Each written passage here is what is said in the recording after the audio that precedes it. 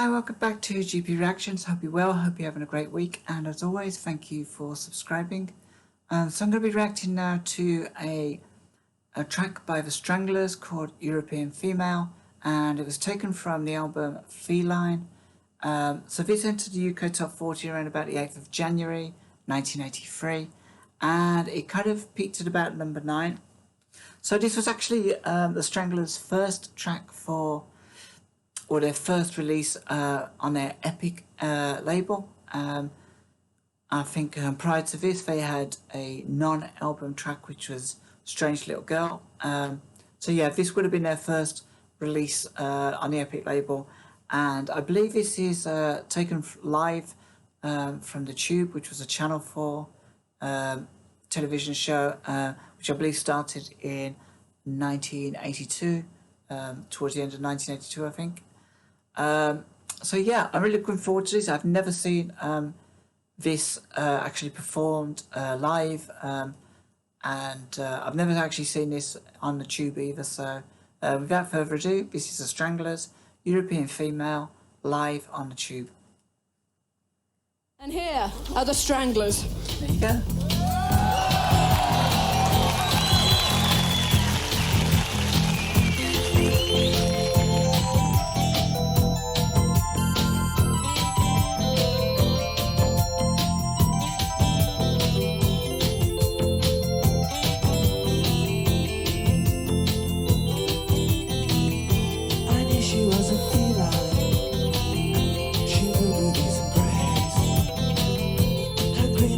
Mystery, no motion on her face. European female, she's here.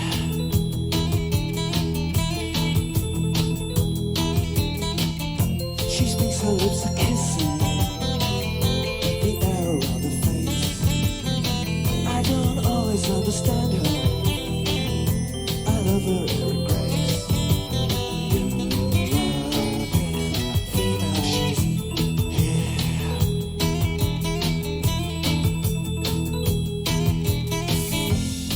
The European females here will be together for 1,000 years. Do you really fear that you might fall? I saw it in the stars. So I'm just going to pause it there. One of the things I kind of like forgot about this record was that it actually has Jean-Jacques Burnel on lead vocals. It's usually is it Hugh Cornwall? But yeah, it's like really nice. He's got a very gentle voice, and I think it kind of like fits the whole ambience of the song about the European female. I do actually know what his song's about, so it does make sense that he's actually singing it, and I'll explain why at the end of the song. But yeah, I'm loving his performance, and he seems very accomplished on the Tube. Not all live performances on the Tube were that great. This feels a little bit sped up, the performance, but apart from that, it's pretty close to the studio version, I'd say.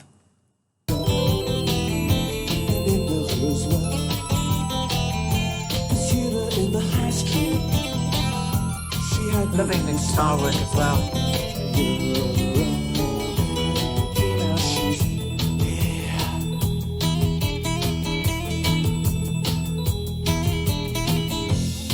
The European females here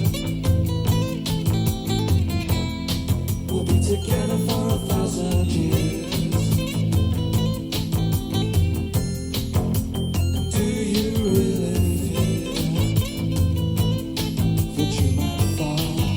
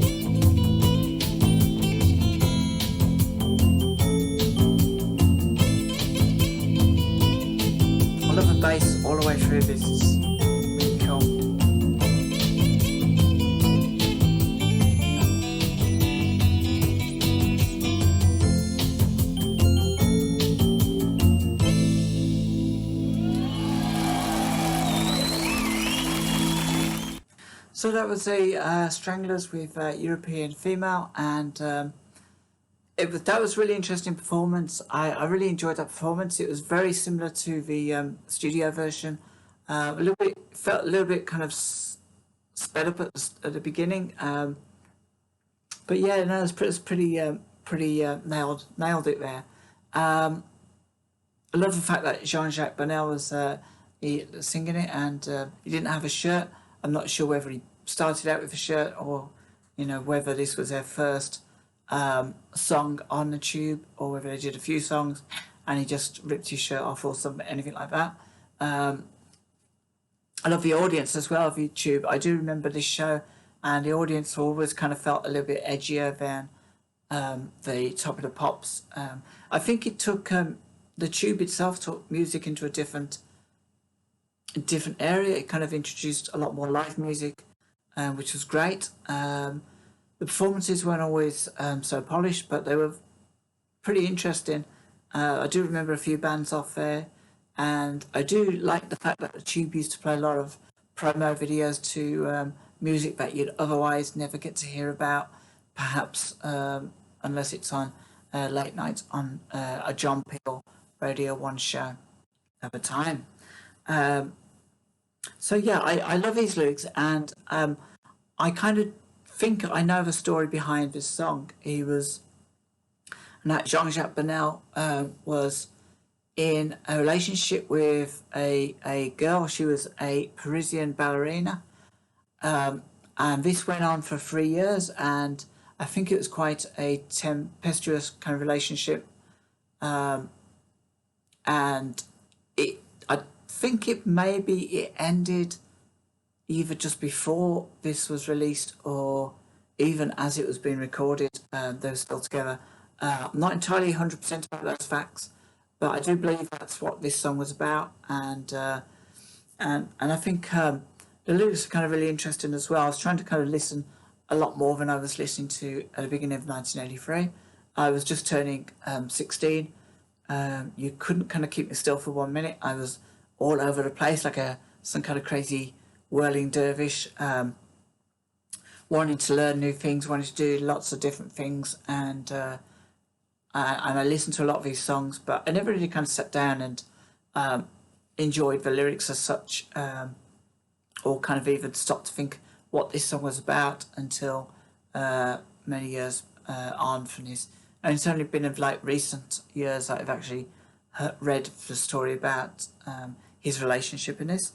So it'd be quite interesting to actually see if the lyrics tie in with that.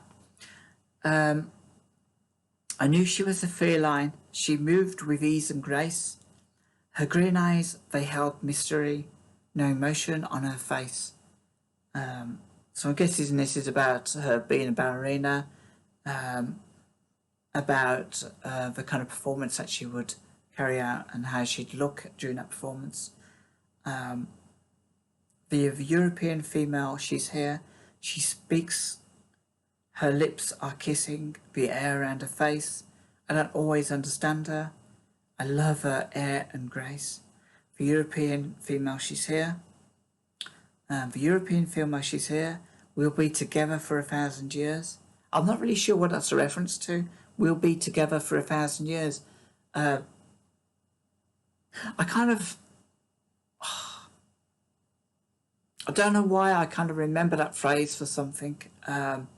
If you know what that means, whether that has any other kind of historical context, yeah, please let me know. That's a really curious one. It's somewhere buried in my head, but I'm sure I've heard it before.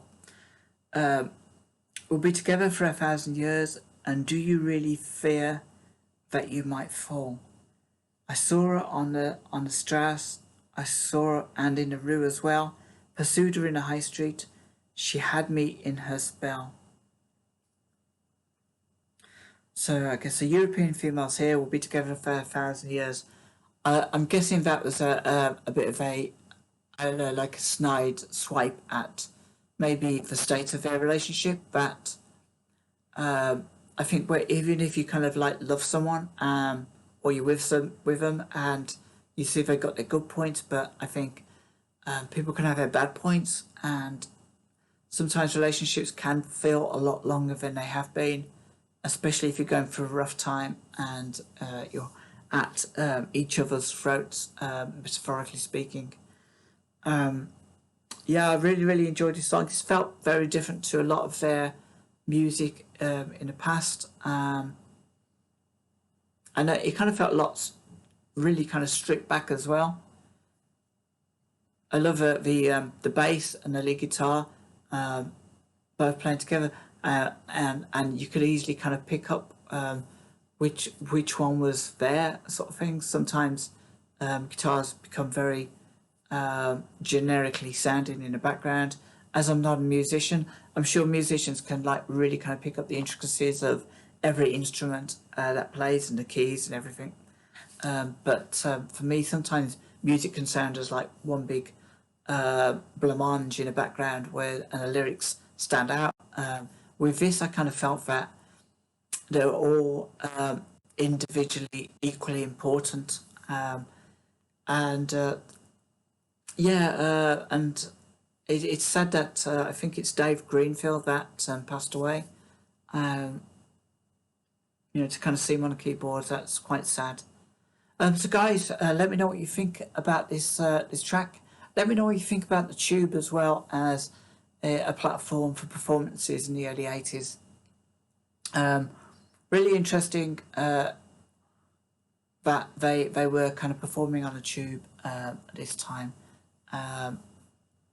as they were already quite an established artist. They must have felt that the Tube had something really interesting to offer them as a group, and that it was like, because I can't imagine them performing on Crackerjack or anything like that.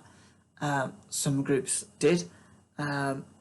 It must have been that the Tube was actually quite an edgy program to be on, and it was at the forefront of this new kind of live musical experience that a lot of people wouldn't have been able to appreciate from their armchair. And the Old Grey Whistle Test was great. The performances were live, but they were in a studio without an audience. And occasionally the Old Grey Whistle Test would have a live concert, but it wasn't very often. So this really kind of stood out as something new. And I really enjoyed this. I kind of vaguely remember the video to this. I've avoided kind of reacting to that because of the very nature of a lot of these videos are now being kind of blocked. They're kind of well managed and well protected, and that's their prerogative. It's the music that they're protecting. I like to think that there are people out there who, if they see an old timer like me react to something like this and they think that music kind of sounds vaguely interesting, I'd like to react to that. I'd love some of the younger reactors to grab hold of this music and run with it, because they have a really, really big audience, and a lot of their audience are young as well, and it's kind of great to put that music out there as an inspiration, I think, to others to maybe pick up a guitar and be a bit kind of rebellious, and even form their own record label or something, just something that kind of bucks a trend of the over saturated kind of corporate nonsense that we kind of get to listen to on the radio these days. But that's not to say that a lot of the music we get to listen to isn't half bad. It just doesn't kind of really rock my boat, and I do kind of try and listen to a bit of it, but it doesn't really kind of tweak my soul. But that's just my kind of personal take on music, and nothing against the likes of Ed Sheeran or Billie Eilish or any of the others. I'm sure they're really, really great performers and artists. But yeah. So anyway, guys, I hope you enjoyed this, and please join me on our next reaction, and I'll speak to you all soon, and have a great week.